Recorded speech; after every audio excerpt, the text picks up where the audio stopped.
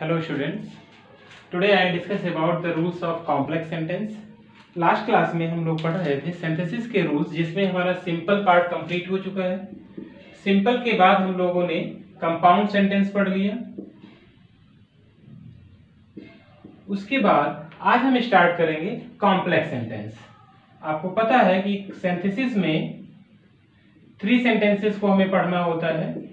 Means 2 simple sentences को जोड़कर एक सिंपल सेंटेंस बनाना, 2 या 2 से अधिक सिंपल सेंटेंस को जोड़कर एक कंपाउंड बनाना, 2 सेंटेंसेस को जोड़कर एक कॉम्प्लेक्स सेंटेंस बनाना। तो 2 या 2 से अधिक सिंपल सेंटेंस को जोड़कर एक सिंपल बनाने के सारे रूल्स मैंने एक्सप्लेन कर दिए हैं। प्रीवियस वीडियोस में आप अच्छे से देख सकते हैं उनको।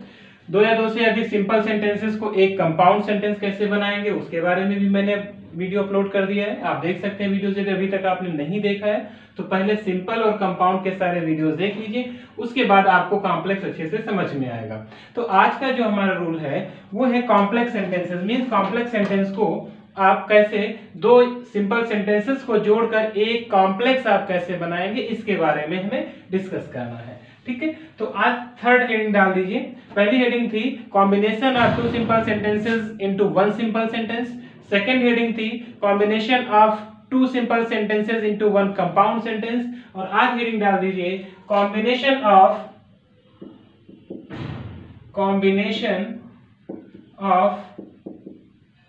2 simple sentences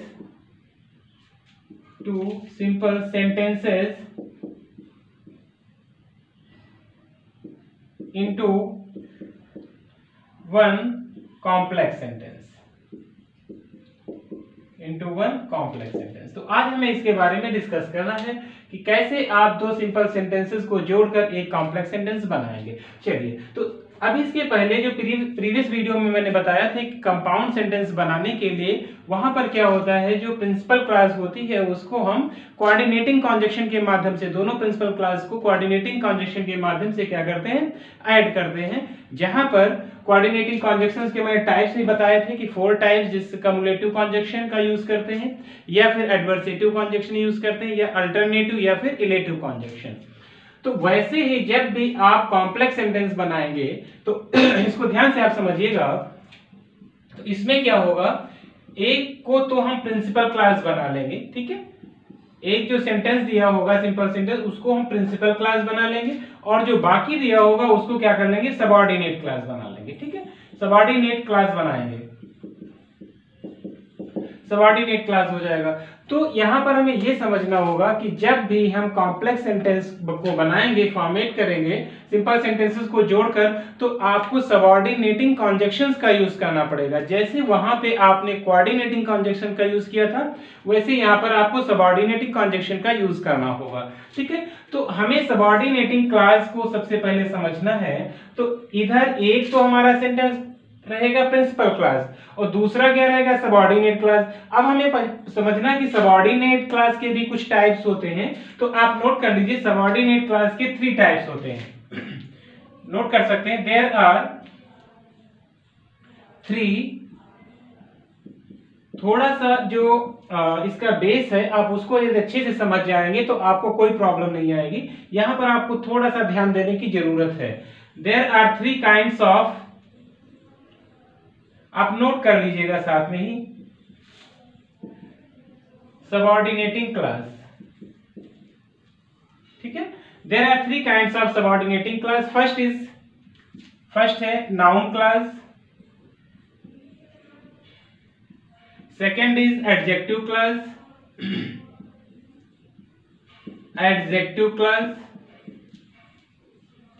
and third is adverb clause. ठीक है, तो ये 3 क्लॉज होती हैं। तो यदि हम दूसरे शब्दों में ये बोलें कि सिंपल को जोड़कर एक कॉम्प्लेक्स सेंटेंस बनाने के भी 3 रूल होते हैं। उसमें से पहला क्या होता है, नाउन क्लॉज होता है, दूसरा एडजेक्टिव क्लॉज होता है, और तीसरा एडवर्ब क्लॉज होता है। तो ये भी आप मेंशन कर सकते हो कि सिंपल सेंटेंसेस को जोड़कर एक कॉम्प्लेक्स सेंटेंस बनाने के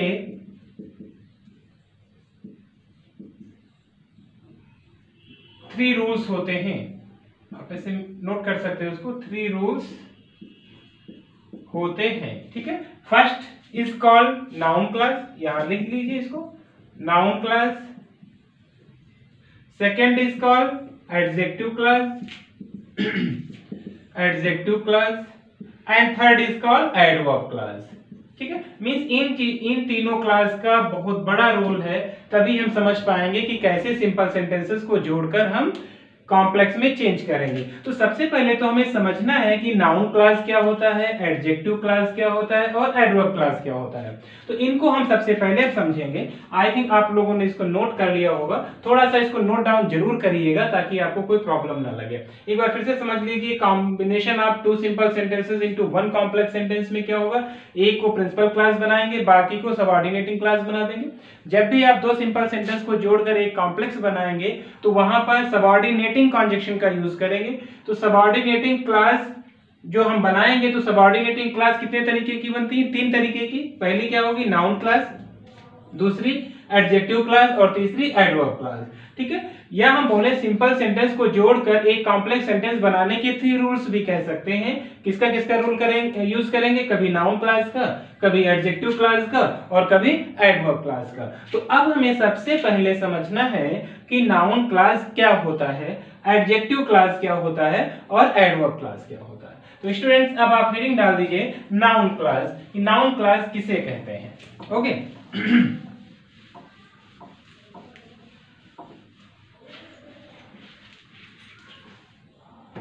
चलिए हेडिंग डाल दीजिए नाउन क्लास,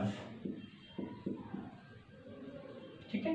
तो आपको सबसे पहले ये समझना होगा कि क्लास क्या होता है। अब आपको यदि क्लास का सेंस पता है, a group of words that has complete sense, कि ऐसा शब्दों का समूह जिसका सेंस क्या होता है, कंप्लीट होता है। और वही शब्दों का समूह जब एक नाउन का काम कर रहा हो किसी भी सेंटेंस में, तो उसे क्या कहेंगे, हम नाउन क्लास कहेंगे।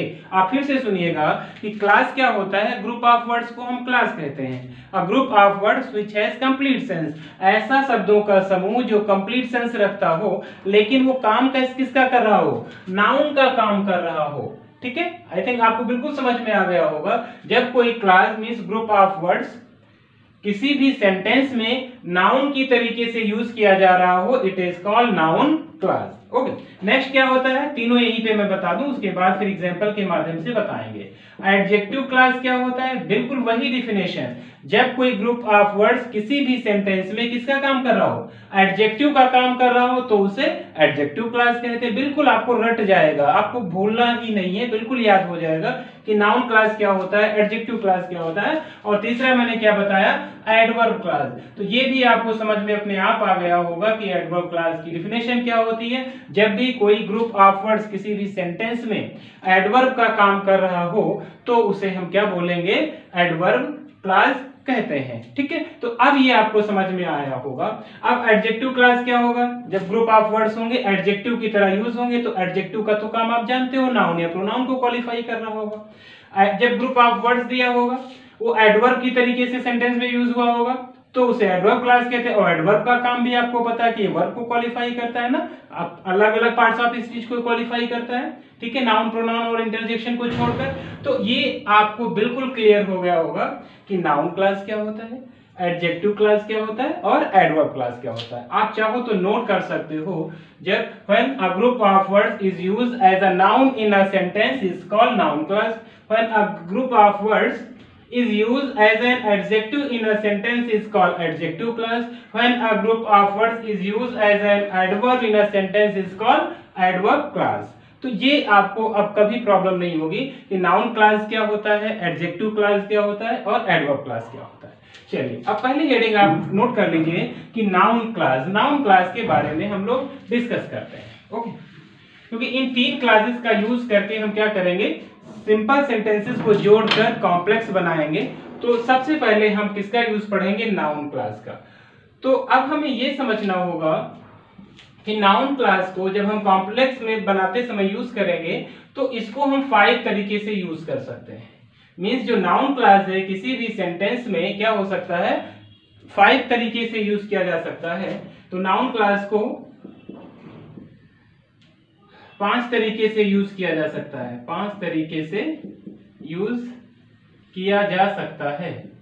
ठीक है, कैसे कैसे सेंटेंस में यूज हो सकता है उसको आप मेंशन कर लीजिए साथ में, कि नाउन क्लास कैसे यूज आ सकता है वो आप यहां पर मेंशन कर लीजिए, ताकि आपको कभी कोई प्रॉब्लम ना आने पाए। तो पहला हो सकता है कि subject to a verb, subject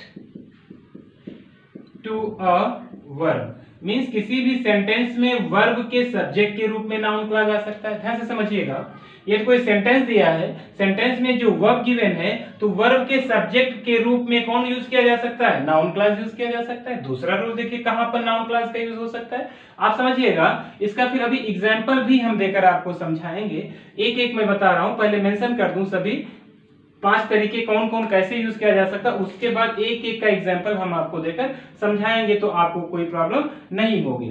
दूसरा होता है object to a verb, object to a verb means किसी भी सेंटेंस में वर्ब का ऑब्जेक्ट भी बन सकता है नाउन क्लास। मतलब एक पहला देखिएगा, किसी भी सेंटेंस में वर्ब का सब्जेक्ट के रूप में भी नाउन क्लास आ सकता है, किसी भी सेंटेंस में वर्ब के ऑब्जेक्ट के रूप में भी आ सकता है। आपको पता है सब्जेक्ट वर्ब से पहले आता है, तो यदि नाउन क्लास दी हुई है तो क्या हो गया, सब्जेक्ट टू अ वर्ब हो गई नाउन क्लास। किसी भी सेंटेंस में वर्ब की ऑब्जेक्ट के रूप में भी आ सकता है, तो ये इसमें क्या हो जाएगा, ऑब्जेक्ट के रूप में यूज हो जाएगा। तीसरा क्या हो सकता है, कॉम्प्लीमेंट हो सकता है, या फिर कॉम्प्लीमेंट से हम पहले यूज कर सकते हैं ऑब्जेक्ट टू अ प्रीपोजिशन हो सकता है, ऑब्जेक्ट टू अ प्रीपोजिशन।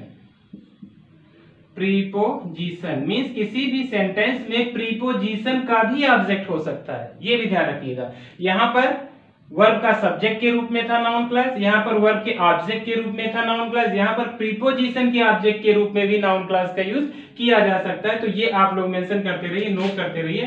4 होता है complement to a verb means किसी भी वर्ब का कॉम्प्लीमेंट भी हो सकता है, कॉम्प्लीमेंट टू अ वर्ब किसी भी सेंटेंस में नाउन क्लास कॉम्प्लीमेंट के रूप में भी आ सकता है, वर्ब के कॉम्प्लीमेंट के रूप में भी आ सकता है, तो ये आप मेंशन कर लीजिए। और 5 क्या होता है, केस इन अपोजिशन के रूप में भी आ सकता है, case in apposition, case in apposition to a noun और प्रोनाउन, टू अ नाउन और प्रोनाउन मींस किसी भी सेंटेंस में नाउन या प्रोनाउन का case in apposition, phrase in apposition के फॉर्म में भी नाउन क्लास यूज किया जा सकता है। तो आई थिंक ये आपको क्लियर हुआ होगा। एक बार मैं फिर से इसको रिपीट करता हूं कि नाउन क्लास का यूज कॉम्प्लेक्स सेंटेंस में बनाते समय कैसे हो सकता है, ये आप समझिए। किसी भी वर्ब के सब्जेक्ट के रूप में नाउन क्लास आ सकता है, किसी भी वर्ब के ऑब्जेक्ट के प्लेस पर भी नाउन क्लास आ सकता है, किसी भी सेंटेंस में प्रीपोजिशन का ऑब्जेक्ट भी बन सकता है, किसी भी सेंटेंस में वर्ब का कॉम्प्लीमेंट भी बन सकता है, और किसी भी सेंटेंस में नाउन या प्रोनाउन का फ्रेज इन अपोजिशन या केस इन अपोजिशन के फॉर्म में भी यूज हो सकता है। आप याद करिए केस इन अपोजिशन मैंने बताया था, जब किसी नाउन के बदले में जो उसके एक्सप्लेनिंग वर्ड्स होते हैं उसे केस इन अपोजिशन कहते हैं। तो इन 5 फॉर्म में हम नाउन क्लास का सेंटेंस में यूज कर सकते हैं। तो अब चलते हैं एक एक रूल का एग्जांपल एक एक देते हुए सबको समझाते हैं, तो आपको और अच्छे से समझ में आ जाएगा, आपको कोई डाउट नहीं रह जाएगा। अभी तो मैंने मेंशन कर दिया पांचों एक साथ कि इन तरीकों से नाउन क्लास को आप यूज करोगे। नाउन क्लास आपको समझ में आ गया है, जब एक ग्रुप ऑफ वर्ड्स किसी भी सेंटेंस में नाउन का काम करे तो उसे हम नाउन क्लास कहते हैं। नाउन क्लास को 5 तरीके से कॉम्प्लेक्स सेंटेंसेस में यूज किया जा सकता है।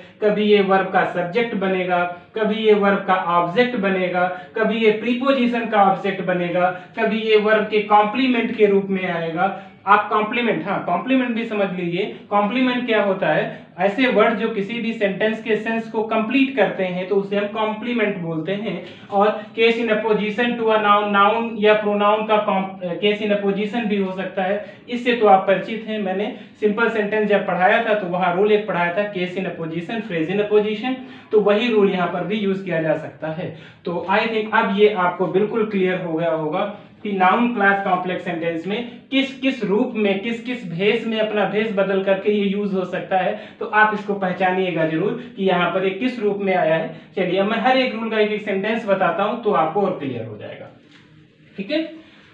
तो पहली हेडिंग आप डाल दीजिए सब्जेक्ट टू अ वर्ब, आप मेंशन कर लीजिए heading subject to a verb. चलिए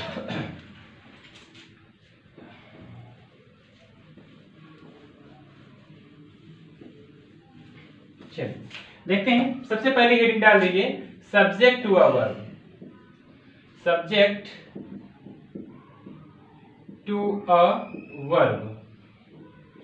subject to a verb means किसी भी सेंटेंस में वर्ब के सब्जेक्ट के रूप में। तो यहां पर केवल मैं सेंटेंस नहीं लिखूंगा, दो सिंपल सेंटेंसेस को जोड़कर फिर मैं बताऊंगा आपको कि देखिए इसमें ये कैसे नाउन क्लास सब्जेक्ट के रूप में आया है। क्योंकि ऐसे मैं सेंटेंस बोल दूंगा तो फिर आपको कॉम्बिनेशन में प्रॉब्लम होगी, जोड़ने में प्रॉब्लम होगी सेंटेंस को। तो मैं पहले दो सिंपल सेंटेंस नोट करता हूं, उसके बाद उसको कंबाइन करके दिखाता हूं कि कैसे अब इस सेंटेंस में वर्ब के सब्जेक्ट के रूप में नाउन क्लास आया हुआ है। तो आप लोग भी सेंटेंस नोट करिए साथ में ही। ये सेंटेंस दिया हुआ है यू आर अ थीफ, तुम एक चोर हो। लेकिन आप क्या बोलोगे, मैं चोर नहीं हूं। यहां क्या कह रहा है, यू आर अ थीफ, तुम एक चोर हो, फुल स्टॉप लगा दीजिए। दूसरा सेंटेंस लिख दीजिए it is known to all, ये सभी को पता है। क्या कह रहा है, यू आर अ थीफ, तुम एक चोर हो, it is known to all, ये बात सभी को पता है कि तुम चोर हो। तो अब देखिए इस सेंटेंस को बनाना क्या है, इसको हमें कॉम्प्लेक्स बनाना है। ठीक है, तो कॉम्प्लेक्स में हम यूज किसका करेंगे, हमेशा सबऑर्डिनेटिंग कंजक्शन का यूज करेंगे, ये भी हमें पता है। अब करना क्या है, हमें इसको सबसे पहले subject to a verb, verb के सब्जेक्ट के रूप में यूज करेंगे यहां पर। तो यहां वर्ब क्या है, इज आ रहा है, तो चलिए इसको कंबाइन करते हैं। तो सबसे पहले हम क्या यूज करेंगे, कंजक्शन यूज कर लेंगे, that you are a thief, कि तुम एक चोर हो, इज नोन टू ऑल, ये बात सभी को पता है। अब देखिए यहां पर वर्ब क्या आ गई, इज आ गई। अब इसका सब्जेक्ट क्या है, that you are a thief, कि तुम एक चोर हो, ये सब्जेक्ट है। और किसका सब्जेक्ट है, वर्ब इज का सब्जेक्ट है, that you are a thief. तो अब ये आपका रूल देखिए, मैच करिए। रूल क्या था, सब्जेक्ट टू अ वर्ब, ये नाउन क्लास हो गया क्योंकि कॉन्जक्शन इसमें जुड़ा हुआ है, तो ये नाउन क्लास बन गया। तो पूरा ये नाउन क्लास किसका काम कर रहा है, सब्जेक्ट का। और किसका सब्जेक्ट होता है, वर्ब का सब्जेक्ट होता है। देखिए ये रूल फॉलो हो गया, सब्जेक्ट टू अ वर्ब। यहां नाउन क्लास क्या है, that you are a thief, जो कि सब्जेक्ट के वर्ब के रूप में यूज हुई है। क्लियर हुआ, ये सेंटेंस हमारा बन गया कौन सा, कॉम्प्लेक्स सेंटेंस, कि that you are a thief is known to all, कि तुम एक चोर हो, ये बात सभी को पता है। ओके, तो ऐसे सेंटेंस आप कंबाइन करोगे, यहां पर क्या काम कर रहा है, ये सब्जेक्ट का काम कर रहा है, और इसको आपने आसानी से कॉम्प्लेक्स बना लिया। चलिए नेक्स्ट हेडिंग डाल दीजिए ऑब्जेक्ट टू अ वर्ब। ठीक है, अब इसी को देखते हैं कि कैसे ये ऑब्जेक्ट टू अ वर्ब का काम करेगा सेंटेंस में। नाउन क्लास जो है ऑब्जेक्ट टू अ वर्ब, किसी भी वर्ब का ऑब्जेक्ट किस फॉर्म में ये काम करेगा उसको हमें नोट करना है, उसे हमें समझना है। चलिए एक सेंटेंस इसका भी नोट कर लीजिए। ये सेंटेंस दिया हुआ है, Ram is a dull boy. Ram is a dull boy, Ram क्या है, एक बहुत ही डल बॉय है। बहुत इजी है, आप बिल्कुल नहीं घबराइएगा, इससे बिल्कुल मत घबराइएगा, बहुत आसानी से बनाओगे। अभी तो ये मैं केवल एक कंस्ट्रक्शन इसका बना रहा हूं, स्ट्रक्चर तैयार कर रहा हूं आपको समझाने के लिए। जहां मैं एक सेंटेंस, एक प्रैक्टिस सेट आपको दूंगा तो आपको कोई प्रॉब्लम ही नहीं लगेगी, और आप तुरंत पकड़ लोगे कि यहाँ पर ये सब्जेक्ट का काम कर रहा है कि ऑब्जेक्ट का, या कॉम्प्लीमेंट का, या प्रीपोजिशन, कोई दिक्कत नहीं होने वाली। आप every teacher knows it, Ram is a dull boy, every teacher knows it. देखिए नोज इट, ये बात सभी टीचर जानते हैं। क्या जानते हैं, कि राम एक डल बॉय है, एक निरक्ष लड़का है। तो अब देखिए हमें कैसे यूज करना है, object to a verb, verb के ऑब्जेक्ट के रूप में यूज करना है। तो कैसे करेंगे, इसको हम पलट लेंगे। तो कैसे लिख देंगे इसको, एवरी टीचर नोज, हर टीचर जानता है कि that Ram is a dull boy, that Ram is a dull boy. तो देखिए यहां पर नाउन क्लास क्या बन रहा है, जहां पर कॉन्जक्शन आएगा वही नाउन क्लास होगी, ये ध्यान रखिएगा। तो कॉन्जक्शन क्या आ रहा है, दैट आ रहा है ना, तो that Ram is a dull boy, ये हमारी क्या बन गई, नाउन क्लास बन गया। और एवरी टीचर नोज, या नोज है, ये वर्ब है, तो वर्ब सब्जेक्ट हो गया, वर्ब होगी, वर्ब का ऑब्जेक्ट क्या है, that Ram is a dull boy, कि राम एक डल बॉय है, नीरज लड़का है, तो ये वर्ब का ऑब्जेक्ट के रूप में नाउन क्लॉज आ गया। ठीक है, आपको अब ये समझ में आ गया होगा कि किस तरीके से object to a verb means किसी भी सेंटेंस में वर्ब के ऑब्जेक्ट के रूप में नाउन क्लॉज यूज हो सकता है। क्लियर? तो ये आपको दो रूल समझ में आए कि सब्जेक्ट के रूप में नाउन क्लॉज कैसे आ सकता है, ऑब्जेक्ट के रूप में नाउन क्लॉज कैसे आ सकता है। अब तीसरी हेडिंग डाल दीजिए आप। तीसरी हेडिंग मैंने क्या बताया था, प्रीपोजिशन का यूज कैसे, object to a preposition. Heading write कर लीजिए, object to a preposition.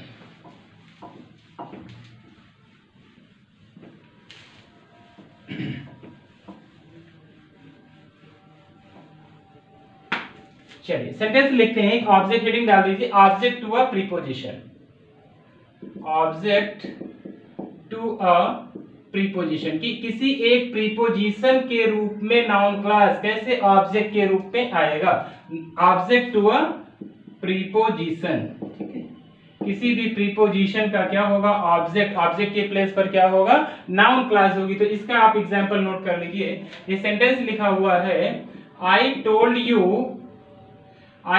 you that yesterday full stop you must rely on it।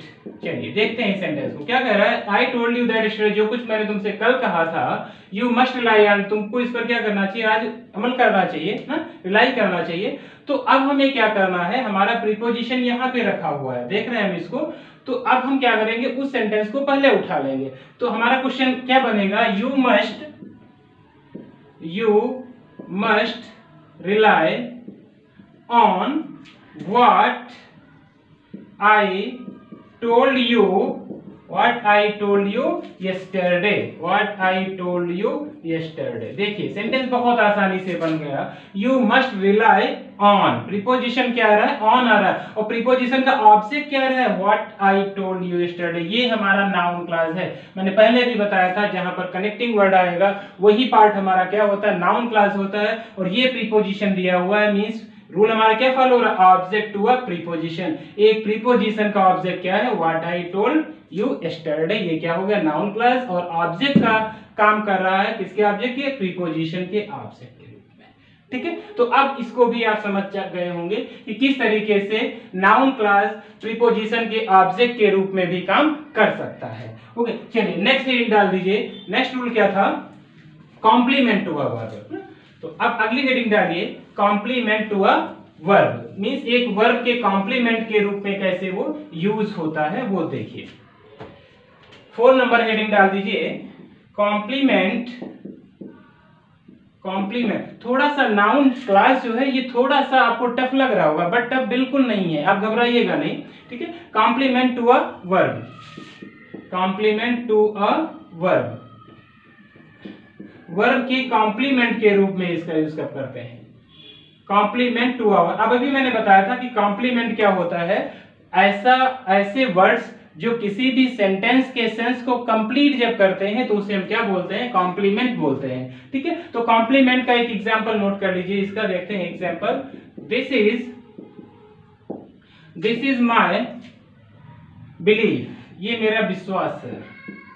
This is my belief full stop, he will not help you।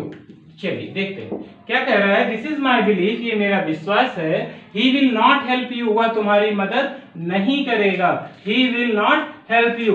तो my belief, मेरा विश्वास, देखिए कैसे बना लेंगे, my belief, मेरा विश्वास, इज, है, दैट, की, माई बिलीफ, मेरा विश्वास, इज, है, दैट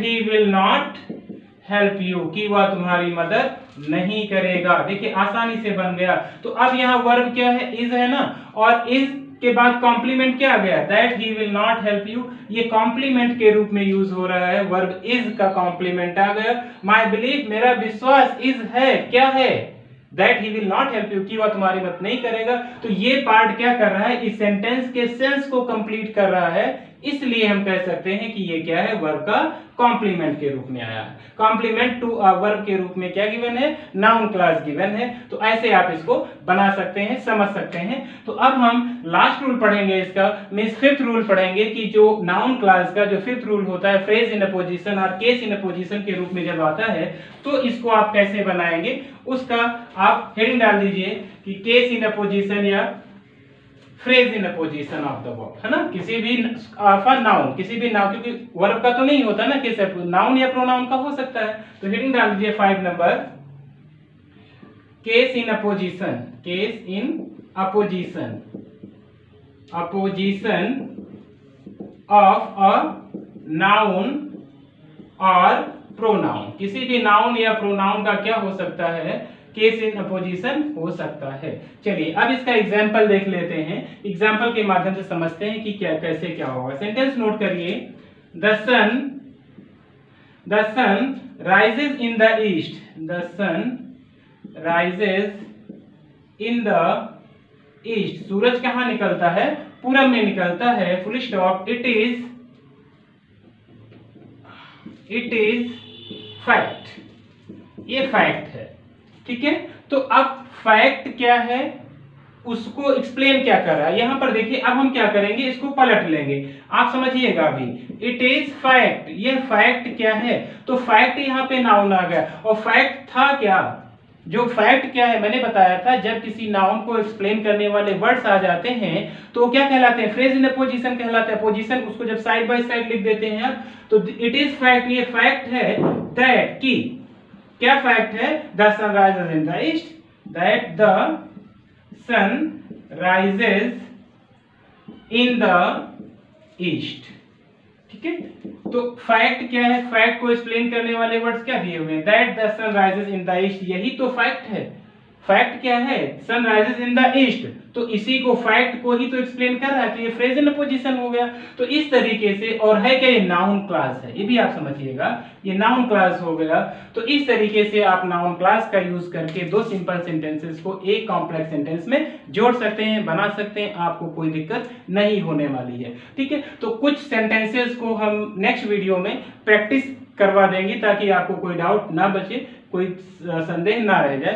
तो स्टूडेंट्स, यदि अभी तक आपने हमारा चैनल सब्सक्राइब नहीं किया है तो आप हमारा चैनल लर्न विद अशोक जरूर सब्सक्राइब कर लिए, वीडियो को शेयर करिए, ठीक है। लाइक कमेंट करना बिल्कुल मत भूलिएगा। Thank you so much for watching.